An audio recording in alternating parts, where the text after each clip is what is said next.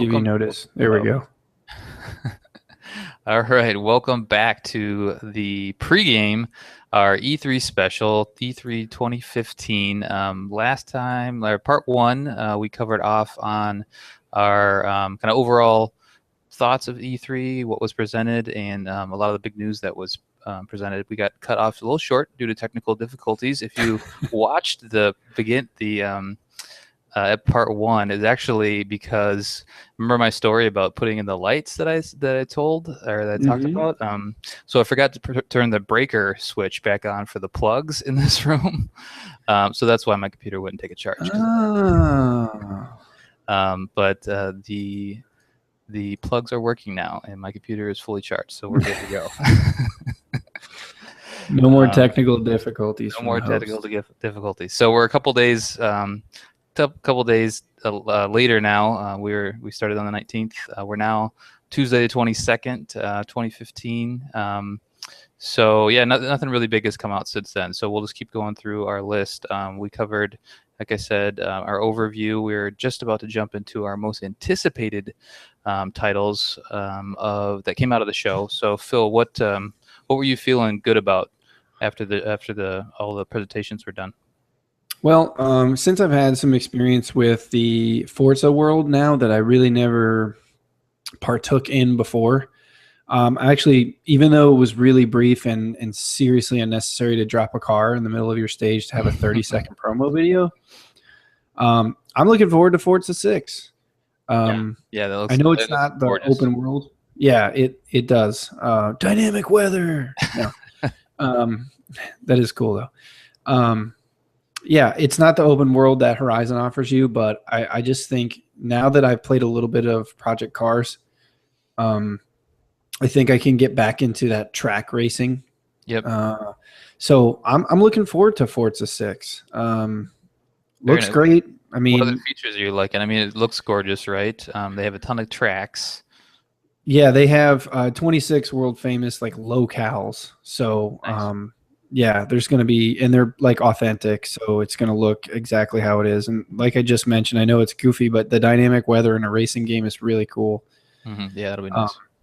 And what more can you say? 450 plus cars, and all of them free. Right. Yep. No DLC. So, that's huge. No DLC. No. As far as I know, there's no microtransactions at this point within that system. But even if there is, let the few pay for the many and just enjoy. Absolutely. Yeah, hopefully that's a trend that we see continue. So we'll see. Yeah, I am. I'm hoping for the best there. I know there's a negative stigma to microtransactions. We won't go into that, but I'm just really looking forward to the game. It's got like fully modeled and textured interiors and exteriors, depending on how you like to play, what cockpit view that you enjoy. Gauges and headlights are all authentic and everything on every vehicle. So it's going to be pretty rad. I'm looking forward to it. This might be the first racing game I actually purchase in a very long time, aside from the Project Cars. Yeah. Well, it'd be worth it. I mean, you're gonna get plenty of replay value out of it. That's for sure. Yeah, this could be like maybe not day one, but like first week, first month purchase for me. And I'm not a big racing guy, so that's big. Nice. What else did you like? Of course, always I'm a FIFA guy. I love FIFA. FIFA 16 didn't really show me. I mean, they didn't show me much yet, and better defense, women's national teams. Hey, that's a step in the right direction, though. That's necessary. I think that's been a long time coming. The national teams for sure is, and that's a really cool feature, especially for. I'm not opposed to playing as the women's national team at all. In fact, I'm like knee deep in watching it right now. I find with soccer, it's pretty easy to transition from the women's to the men's sport. It's basically the same sport. I mean, as a casual fan, I'm sure, plus we're rooting for the USA, right? So it has that. Yeah, absolutely. National. Exactly. It helps be the number 2 team in the world. Right. But yeah, I'm looking forward to that. I mean, they say there's only over 25 gameplay changes, and there's a lot of defensive abilities, and now your defensemen will get an upgrade where they actually cover the pitch instead of just kind of sticking to their man. That they're smarter, which is really good. They needed that big time. no touch dribbling. They touched on, with Messi and stuff, and they have a few other commercials out there that you can YouTube and watch.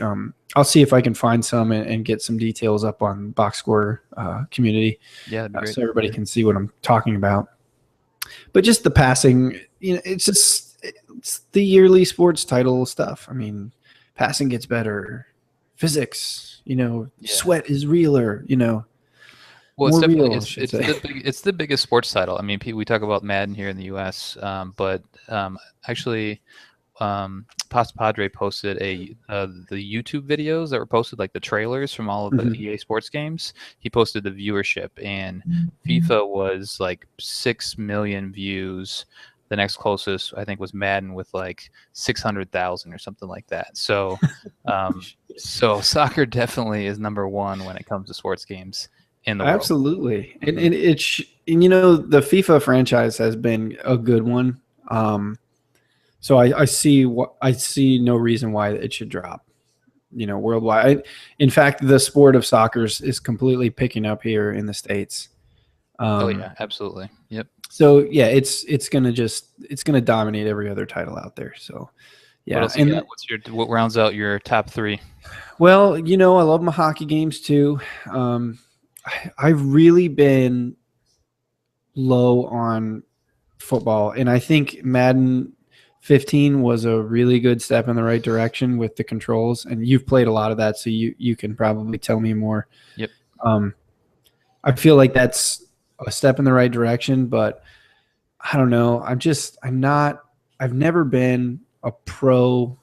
I'm a pro guy. Like, as you can see, I have my Patriots gear because it's free Tom Brady day.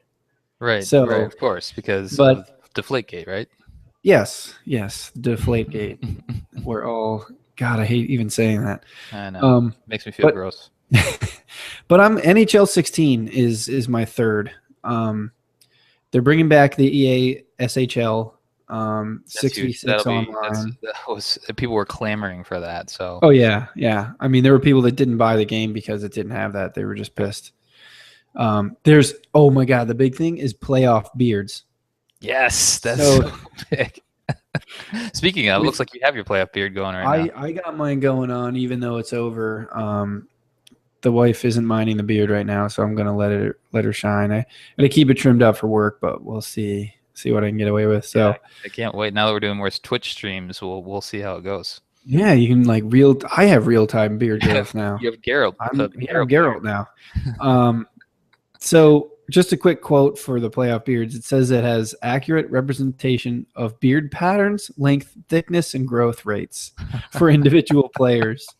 I love how they're putting that much time into this. I mean, it's a tradition. It's a big thing for hockey, but yeah. And the next line in this statement is the road to the Stanley Cup just got hairier.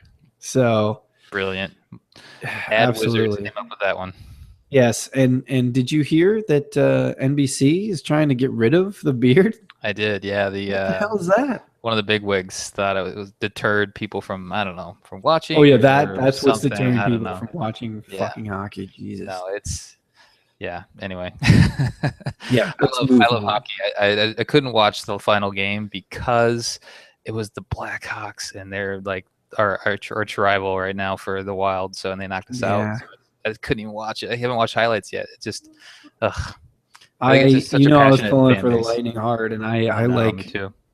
I am not a Florida sports fan whatsoever, except for one team, and they knocked my Bruins out too in like overtime. So. Yep, that's right. That's right. But I have everybody outside of Chicago is sick of them, I think. So. At this point, yeah, they're kind of like, the Yankees were a little while ago. I mean, they've won 3 of 6, right? Yeah, 3 in the last 6 years. Right. So yeah, that's dynasty style. That's where you're at. Yeah. Anything else? Any of the big news that came up from that game? I mean, there's the online couch co-op, which is cool. The 6v6 online team play, which is really cool. That's kind of all the details I've dug up for it because I'm just wanting to skim it right now. But they've actually released a lot of stuff for NHL 16. It's out there for everybody to grab right now. Probably that's the game they've probably released the most news out of thus far, as the details go. Yeah. It's vague, but it's there. Right.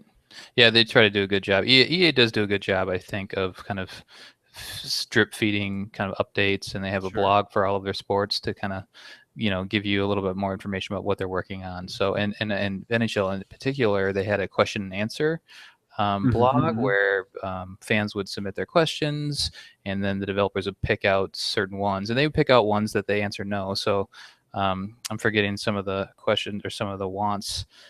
Or the modes that people are wanting every year, but they're actually saying no. Actually, we're considering that, but we're just not. We just don't have time to put that into the game this year. So at least they're upfront and honest about that sort of thing.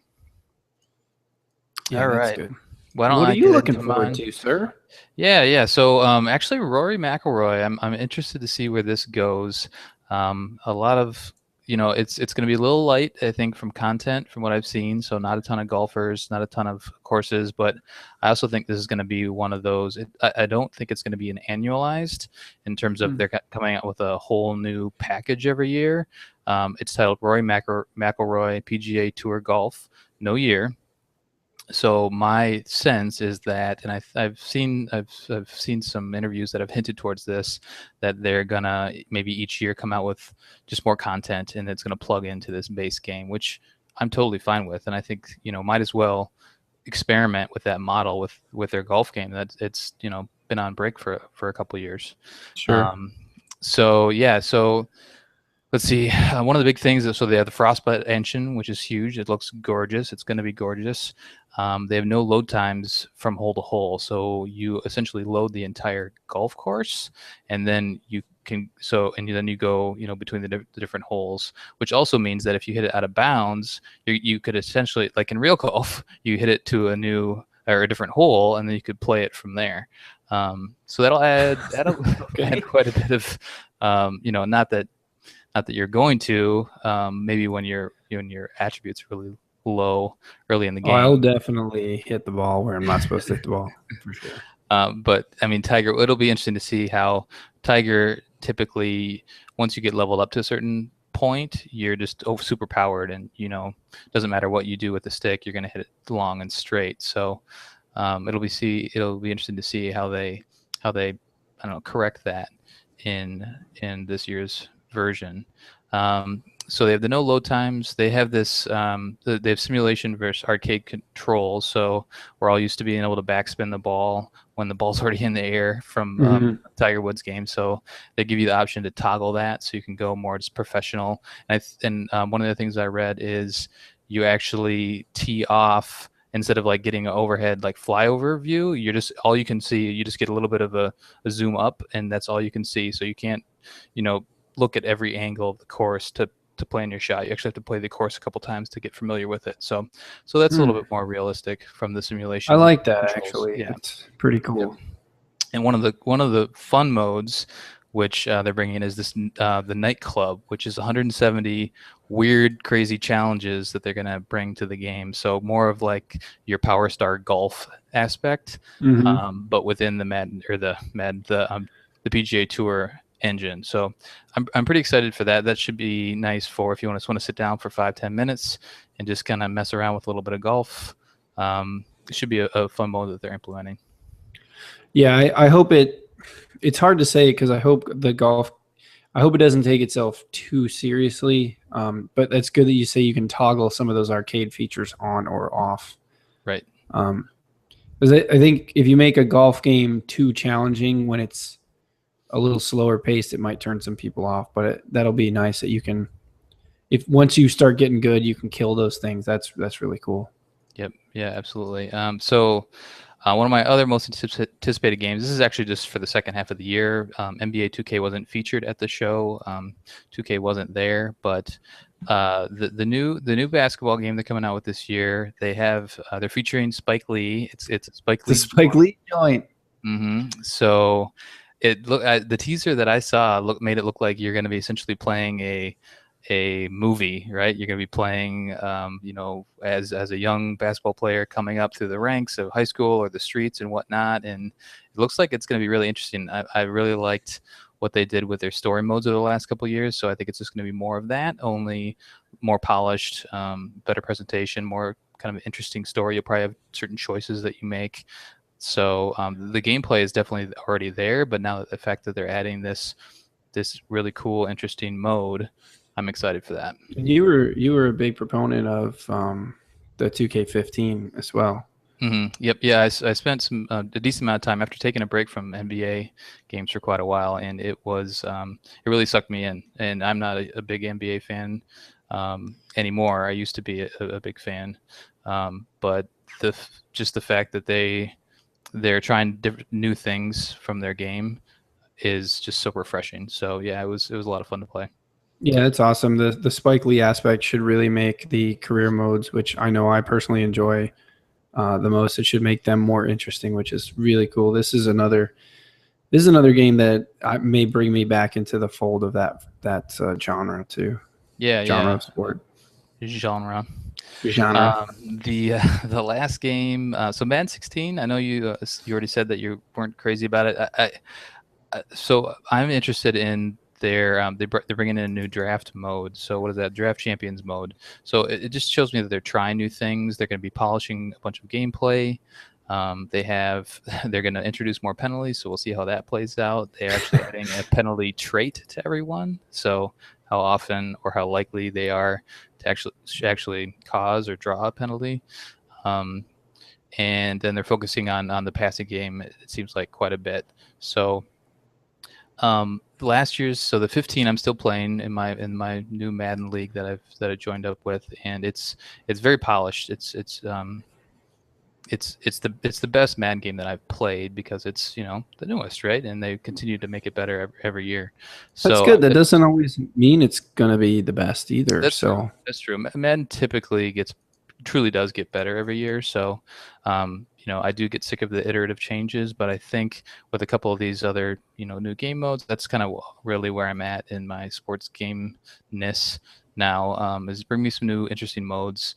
What you've put out there in terms of the play on the field is solid. So let's see what else you can implement in the game to make it fun.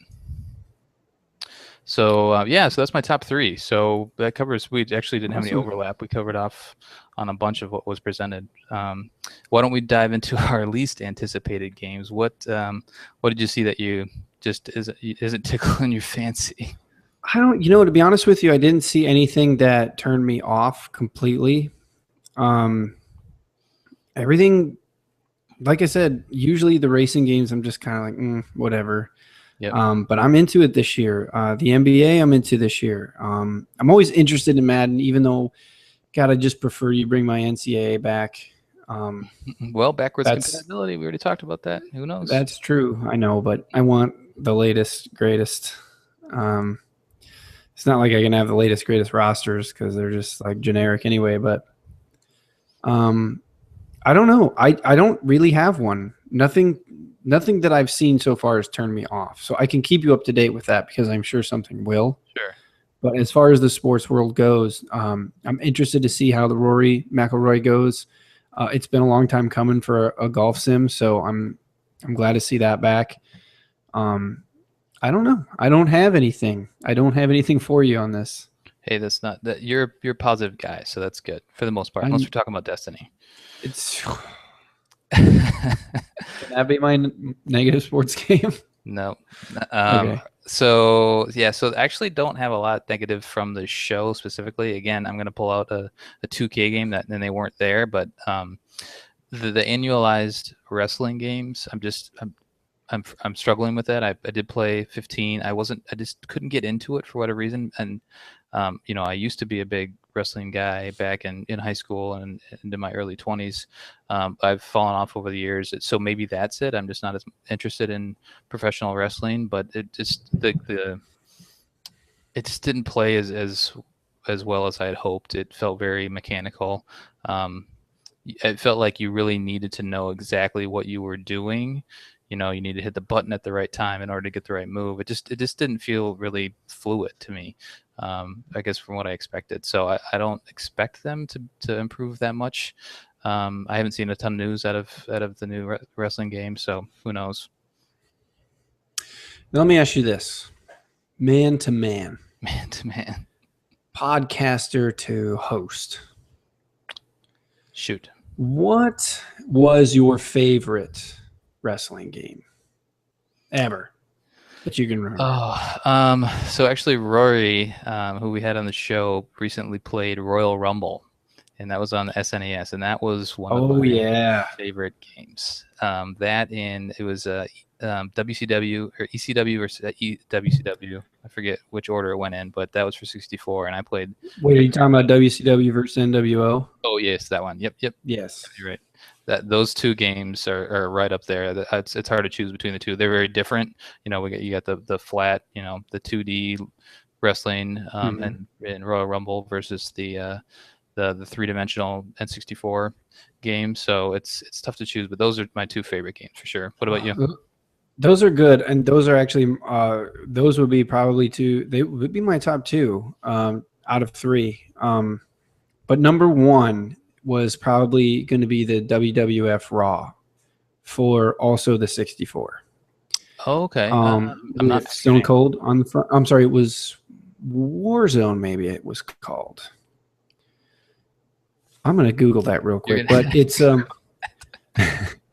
but it was the first. It was either the first or second WWF game for the Nintendo 64. It's Stone Cold on the front. Yes, WWF Warzone. Okay. It was Nice. awesome. Nice. Yeah, I didn't pick that one up. Yeah, it was a good mix of the WCW versus NWO was very arcadey, but you're right. It was that first game that had the 3D. And it made good use of it too, where you jump off the top ropes and just all kinds of that stuff, and it was really cool. Warzone was kind of that, but plus like the gritty and realism of where the WWF was at the time with the Attitude Era and stuff like that. Nice. Very cool. Yeah, you can always do custom matches too, so you could set up custom matches and just do the wrestle the computer, and it was so cool. You could have garbage cans and pieces of wood and chairs. Like it was just no rules match. That's probably my number one favorite. Wrestling is a fun couch co-op game. I actually played some with my buddy Wiki last night actually, and it just didn't. We neither of us are big wrestling guys anymore, and we just played one cage match. And we're like, let's play some hockey. We tried. So, which is basically just wrestling on ice. Right, exactly, same exact thing.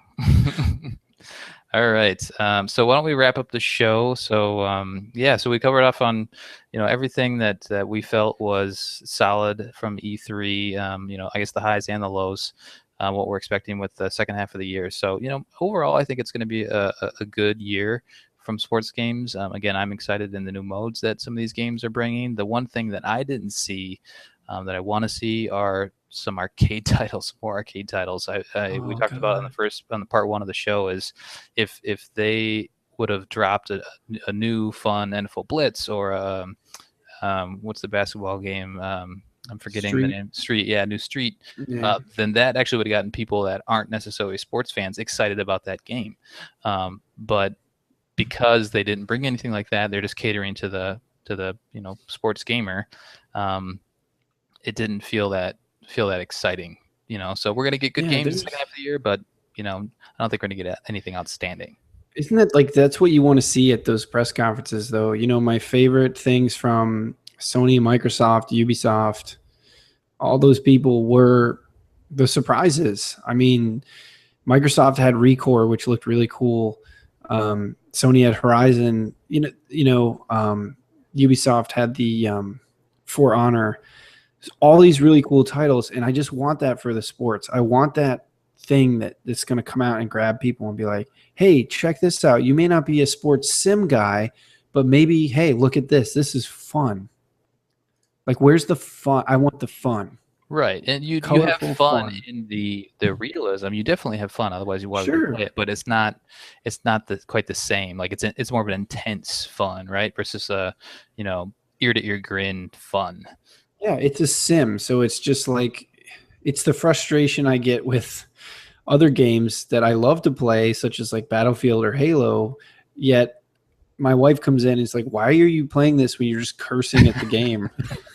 Right. Exactly. It's the same thing. Like, I didn't throw the interception, whatever. Um, Cursing, throwing things, all that sort of thing.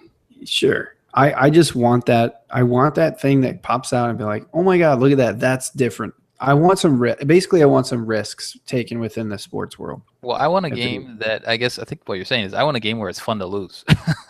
I want to have fun playing on the just playing the game, and if I lose, oh well, let's just fire up another one. Let's I don't want it to be all of the games where I'm frustrated or pissed off that I lost. Right? I just want it to be fun. I think IDAR was a good example of something that Mhm. can do that. Yep. And God, Mutant League Football could probably definitely do that. Yes, that will do it. Yep, and that's not till next year, but hopefully they come through. What if we got like a double feature and it was Mutant League Football and Mutant League Hockey and it was like both on the same disc? Yes, that would be amazing. You could sell that for $60. Yeah. Oh yeah, easy. Oh, Yeah, that would be awesome. I would definitely do that. All right, well, that kind of rolls into our exhibition match. So we'll close on this. So is our exhibition match question is E3 is winning E3 an actual thing? So if you watch any other video game related shows or just news, they talk about who's going to win the conference, or that presentation won E3 for Bethesda or whoever else. So what do you think, Phil? Is winning E3 a thing, or is it just the news spin doing what they do?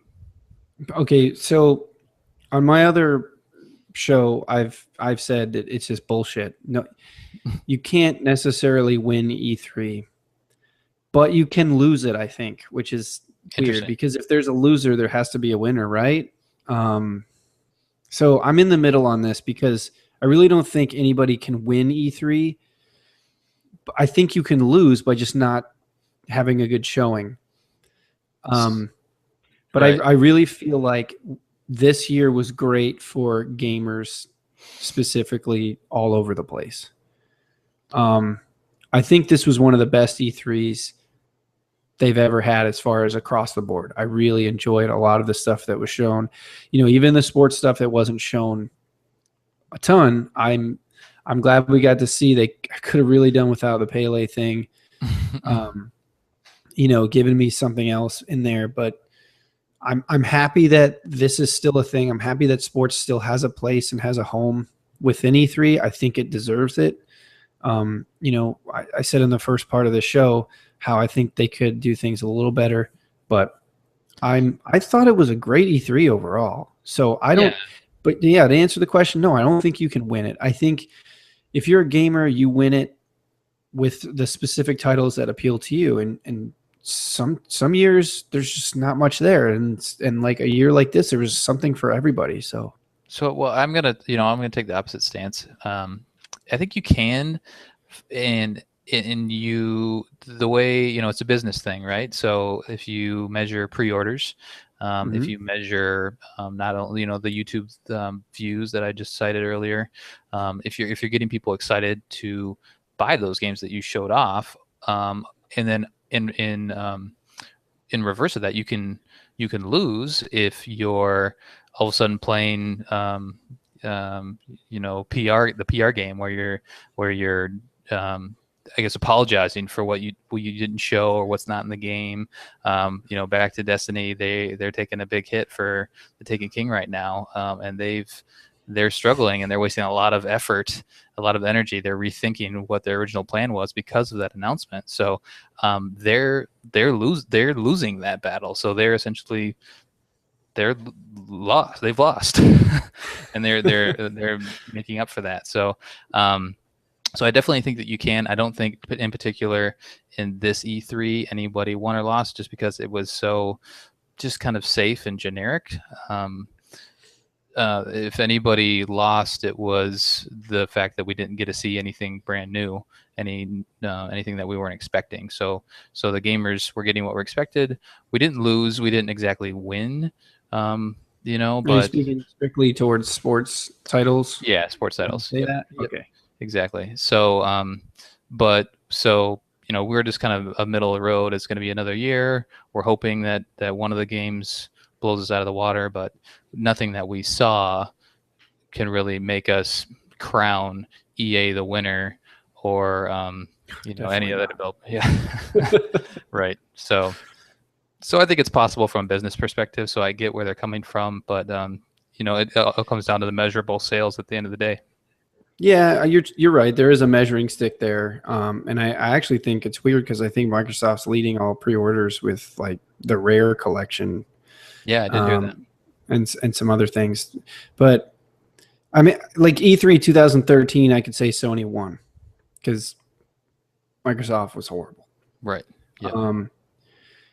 But again, it's hard for me to say anybody can win E3 because what do you win? You're not. I get that you're making the sales and you're getting the pre-orders in. Pre-orders can always get canceled. Those numbers are always a little skewed. Sure. You know, in games like Watch Dogs or things like that that look one way and then end up a different way. I don't know. I can see where people think you can win it. I really don't want to take the fanboy approach because I don't like that. I wish us sports gamers had a little bit more to talk to, or talk about, and point us to different things and say we like this, we like that. We just don't get a lot of time, which is understandable. So I'm hoping in the future they can realize how they can maximize the time they do get. Yep. So. Yep. Yeah, I think so. I think they can definitely do better in future years. Hopefully we just get more of an offering in future years, and they show it off better. They don't do another Pele, which I think to executives sounded really cool, but it just, you know, it wasn't interesting to gamers in general, and even the sports gamers. Like, what is he doing up there? What's going on? Oh my God. It was like, seriously, I was like, please again, let me say, I do respect Pele, but I was like, absolutely. please get him off the stage. Right. Yeah. It was He doesn't understand we're under time constraints it's here. also, you know, we've talked about how sports gamers and the gaming community, sports gamers are kind of secondary. And so the fact that they bring that's like their big splash, and it's boring everybody to death, doesn't really look good on sports gamers. You know, it doesn't necessarily make anyone want to convert, you know, to start, oh yeah, I'm gonna I want to learn more about that old guy. So all right, well, so that'll do it for our show.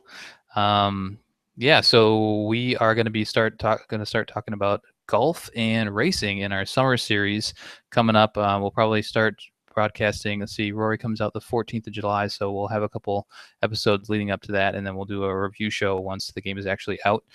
We also have Ride, which is, I believe, out for PC already and in Europe. F1 2015 is coming out. We'll talk a little Project Cars. So there's actually quite a bit of racing out there that we can chat about. So, Phil, anything you got to add before we sign off? Oh, I might have lost Phil. Did you go on mute there? Oh, it looks like I lost Phil on his end. So we'll just go ahead and close the show. If you aren't part of Boxscore, join us on Facebook. We are at facebook.com/group/Boxscore. We are on Twitter at Boxscore Gaming. Join the conversation. Send us an invite for the Facebook group, and we will add you in there. Where we are always talking sports games every day of the week, and we got a good thriving community going. So that'll do it for our show. We will see you during the summer series to talk a little golf and racing. See you next time.